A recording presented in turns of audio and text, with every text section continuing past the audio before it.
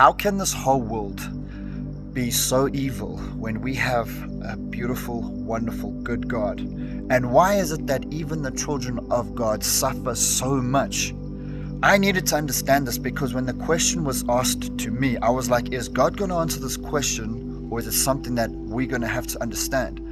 And months later, I received a confirmation to that question. But I don't want to talk about that. I want to talk about this. Because not everything that happens that we think is bad, or we feel is bad, is always bad. Sometimes a funeral, it was that person's time to go.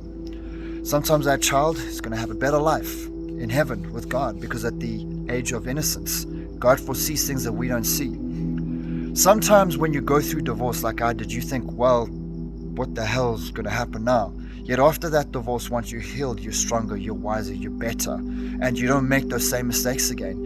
You see, when you train at the gym, it's that personal trainer that comes through, gets you out of your comfort zone, rattles your cage, rattles your feathers, pushes you, stretches you, and it feels like it's bad when your muscles are aching and you can't walk and you can't even grab a cup to drink.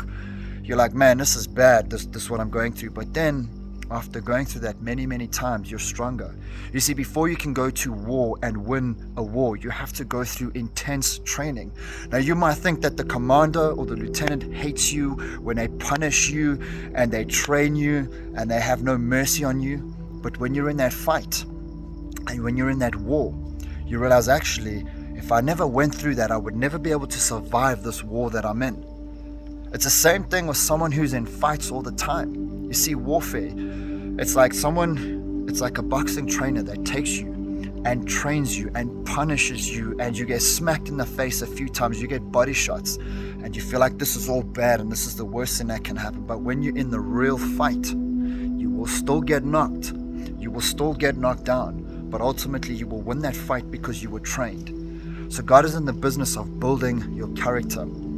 So the death that you go through, not you dying, but the funeral, sometimes that's a part of life. It happens. We don't see what's going to happen on the other side, but sometimes that's it. It's done. Sometimes when you go through that retrenchment, it's because it was time for you to build the business. When people leave you, sometimes that is the confirmation of the very thing that you were asking for. And God says, right, I've removed all your enemies.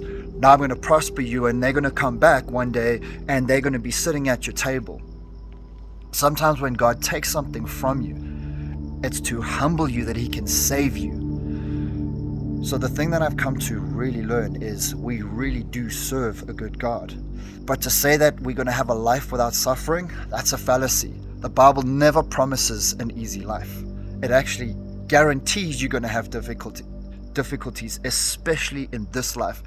And if you follow God, you accept His Son Jesus, you are going to be an enemy of the world.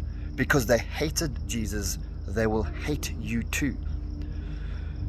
I've come to learn that this is an amazing journey to walk, because God is interested in loving you. He wants to save you, but He has to sometimes let you go through things. It's very painful when you watch kids grow up, going through all kinds of pains and hurts and falling and bumping into things. But that's how they learn to adapt. That's how they learn to walk. That's how they learn to run. And then they learn to sprint. That's just how it is. So God is in the business of you being built up. But those trials and those tribulations is doing something to your character. Once your character is built and you become the person that God called you to be, and you're back on the road where you need to be, you will start to help people. You can't relate to people if you've never been through the struggles that they have been through. You see, it's like we saw this Sunday firsthand. My sister Chloe was trying to talk to them people in the holding cells. The one lady was like, I don't want to talk to you because you've never been here. And she was like, oh, okay, let me go get my brother Dan. So she calls brother Dan over. The moment I said to them, yeah, I've been locked up. I've been here at this exact same place. They listened to me. So the difficulties that we go through prepare us for the future. Because people want someone that they love, know, and trust that have been through difficulties, so that when you speak with passion, authority, and conviction. So don't worry about all the bad things that are happening. God is still working with you. God still loves you, And unfortunately, these things are part of life. Don't let it discourage you anymore. Don't think that because God ain't answered your prayers the way you wanted Him to, that He didn't answer your prayers. Sometimes He answered your prayers in such a way that you didn't know. One day He'll reveal to you why it had to happen His way, His will, and not yours. I hope this helps you. I hope that you will share this video, share your thoughts, and may the Lord bless you. And just know that you are loved, and that soon all this hell that we're going through as believers will be over. God bless you guys.